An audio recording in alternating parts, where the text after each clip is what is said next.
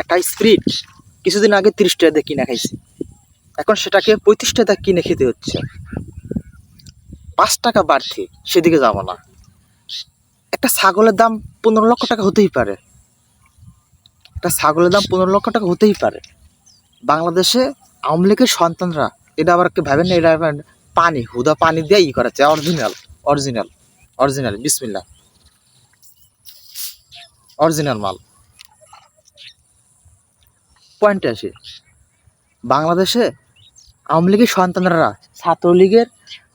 ছাত্রলীগের নিয়োগে তাদের কর্মী গঠন থেকে একটা পদবি দেওয়ার জন্য 20,000 টাকা করে তাদেরকে পদবি দিয়ে দিচ্ছে।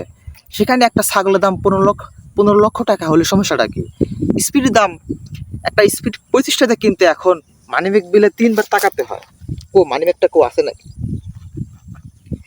30 টাকা দামের স্পিরিট 25 টাকা যখন কিনি, তখন আমার মানিব্যাগটা বিলে 3বার তাকাই, তারপরে গিয়ে স্পিডটা কিনি। কারণ এটা সম্পূর্ণ পরিশ্রমের টাকা।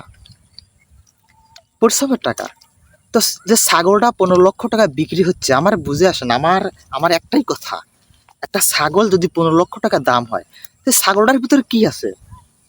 কিছু সময়ের জন্য মানলাম ছাগলটা, তার বংশ পরাণ অনেক ভালো, তার বংশ মর্যাদা অনেক ভালো, সে আমাদের পাশের দেশ থেকে আইছে, সে আমাদের পাকিস্তান থেকে আমদানি করা হয়েছে, বা উগান্ডার থেকে জাত এনে বাংলাদেশে এটাকে লালন পালন করে বড় করে এখন সেই দেশের তুলনামূলকভাবে বাংলাদেশের দাম একটু বেশি।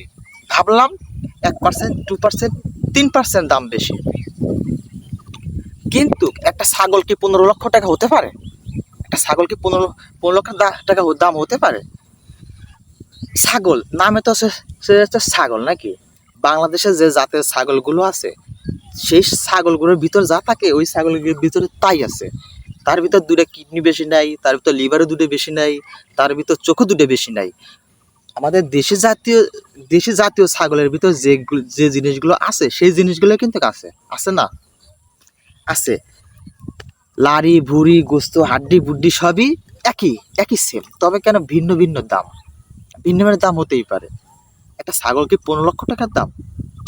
সেইখানে আমার একটা স্পিড 5 টাকা বাড়তি টাকা দিয়ে যখন কিনি, তখন আমার গায়ের ভিতর একটা ঝাঁকুনি মারে ওঠে। মানে 3বার তাকাই, এত 5 টাকা দিয়ে বেশি কিনতেছে।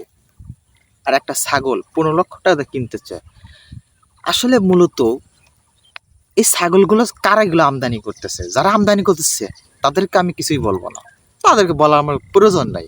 কিন্তু যারা এই ছাগলগুলো কিনতেছে 15 লক্ষ টাকা ছাগল, যে ছাগলটা 40,000, 50,000 টাকা, 30,000 টাকায় মূল্য বেশি হয়ে যায়, যেখানে সে কয়েক গুণ বাড়ায় ছাগলগুলো কিনতেছে। তো এইগুলো তো আমাদের পক্ষে কেনা সম্ভব না। যারা টাকার টাসশালের ভিতরে শুয়ে থাকে, বসে থাকে, তাদের ডান হাত দিয়ে ইনকাম, বাম হাত দিয়ে ইনকাম, তাদের জন্য এগুলো সম্ভব। এরকম যারা টাকার মেশিনদের টাকা সাপ্লাই করে, তাদের দ্বারা এগুলো সম্ভব না। এগুলো কাদের দ্বারা সম্ভব? এই যে আমরা আমাদের জনগণকে এইভাবে যে একটা ছাগল 15 লক্ষ টাকা দাম, একটা গরু 3 কোটি 4 কোটি টাকার দাম, এই যে নিউজগুলো শুনতে কান্ডা ঝাঁঝা পড়া হয়ে গেছে।